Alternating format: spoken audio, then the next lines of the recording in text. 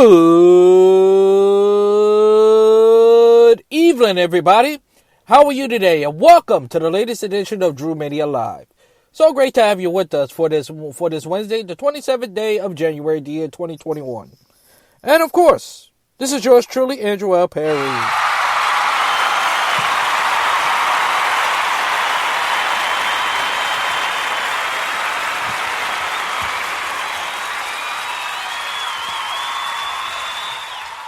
Oh, yes, indeed.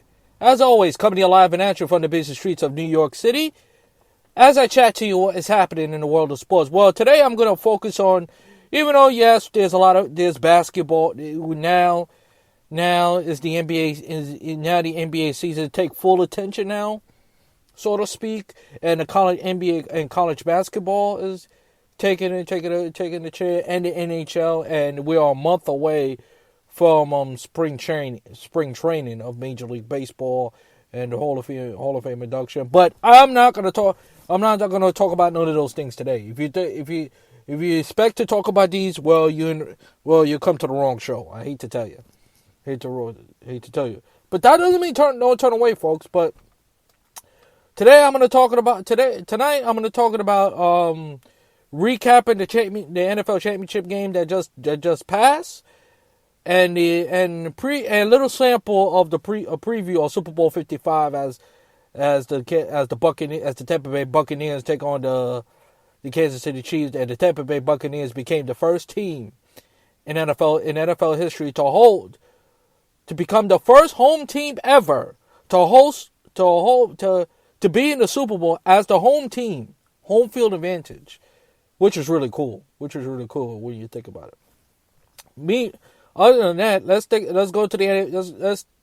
with the NFC Championship game as the Tampa Bay Buccaneers going to the Super Bowl for the first time since 2002. Tom Brady become the great quarterback. He became the 10th quarterback to reach the 10th Super Bowl obviously the most quarterback with the most Super Bowl in the Super Bowl era. And it shows you time and time again how great Tom Brady is. Man, I guess I haven't learned my lesson. Going into Friday, the last time I spoke to you folks, I picked the Green Bay Packers to win to represent the NFC in the Super Bowl. Well, obviously that did not happen. What it comes down to is this: the Buccaneers are a better team. And I should have stick with the Buccaneers because it didn't surprise me not one bit that the Buccaneers are going to beat the Green Bay Packers, not one bit, because the Tampa Bay Buccaneers is are a dangerous team right now. Haven't said that. What it comes down to is this: Green Bay cannot capitalize on turnovers.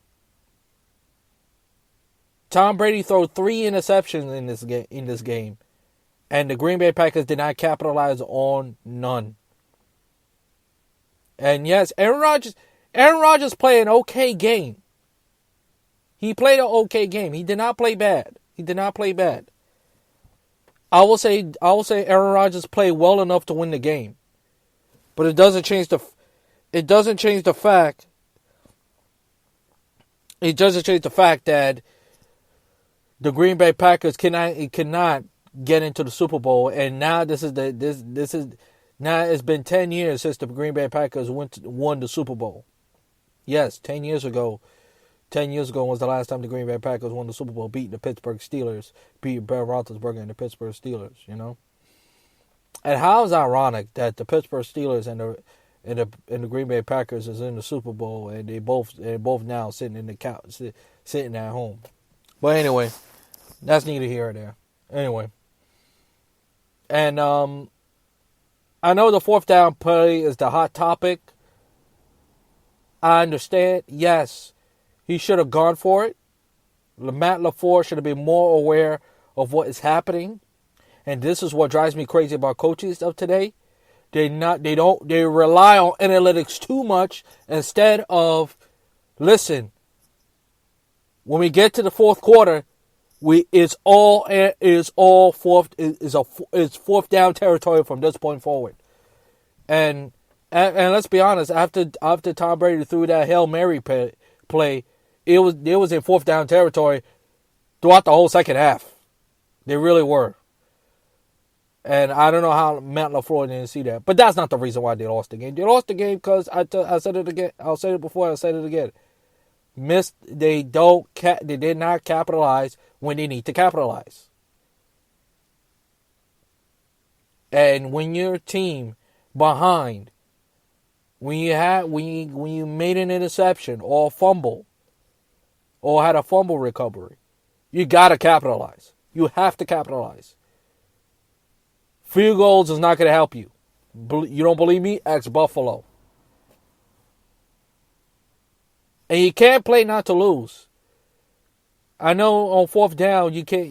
Matt LaFleur, in that situation, in my eyes, play not to lose. And I hear this 1,000 times. I hear that from different sources. What if it's Mad Dog Russo? Mike and what if it's Mike and the Mad Dog? Stephen A. Smith. Any other sports, even on the sports talk radio that I listen to, you cannot play not to lose. You can't play not to lose, especially in the playoffs. Because when you play not to lose, what happens? You always going to lose the game. And that's what happens with the Packers. You know, they had home field advantage.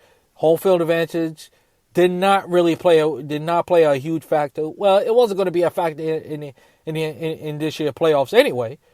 Because keep in mind, even though the Packers even though Lambeau had fans for the first time all season for that matter, it didn't really play much. It didn't play much as far as the game is concerned.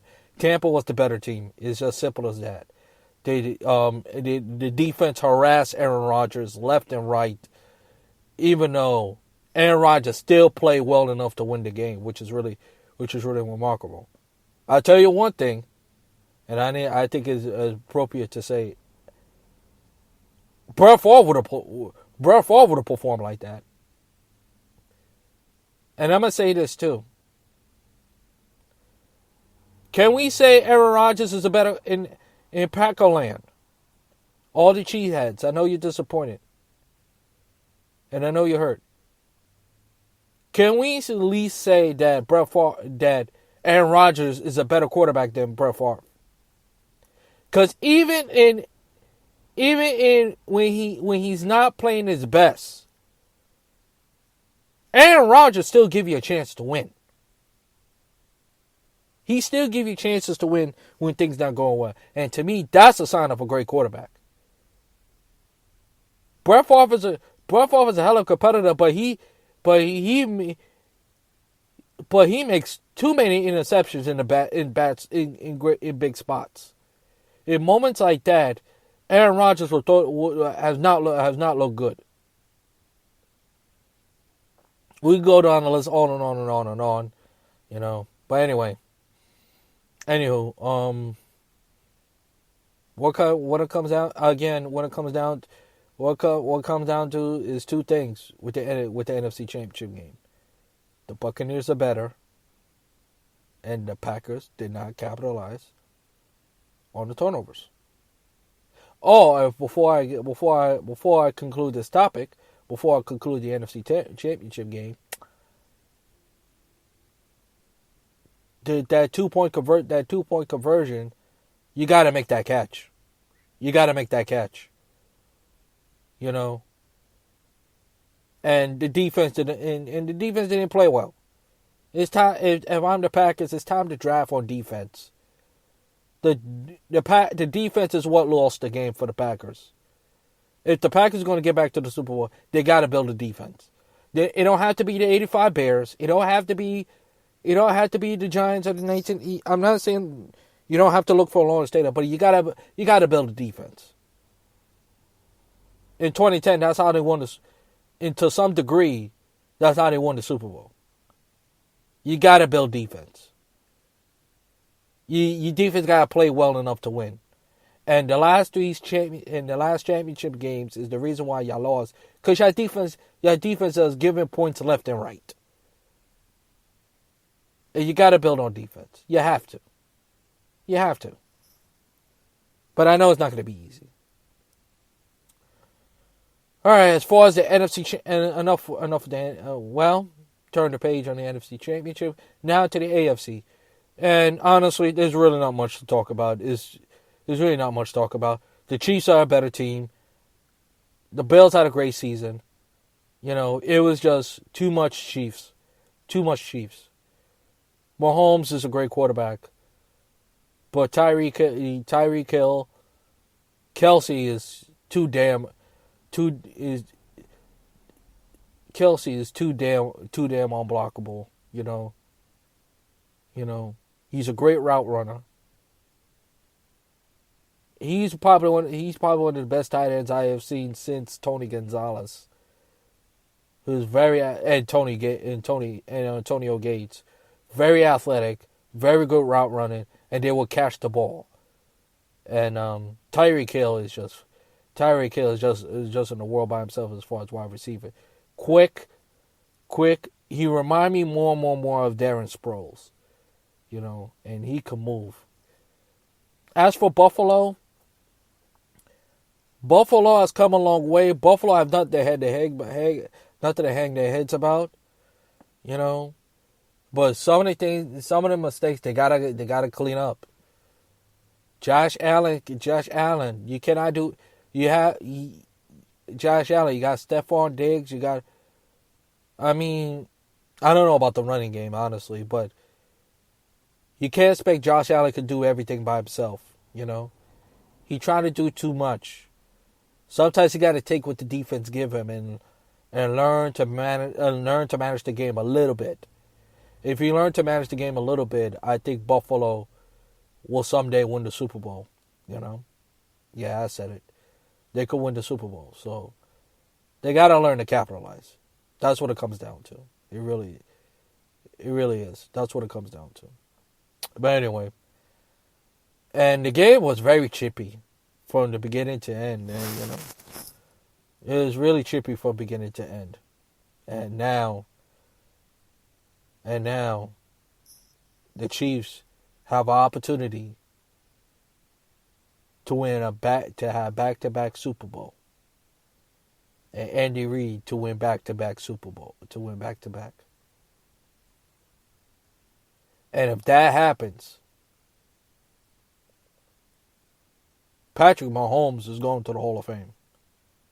If he wins back-to-back Super Bowls. He's a hell of a quarterback. But he did not do it by himself. Let's listen.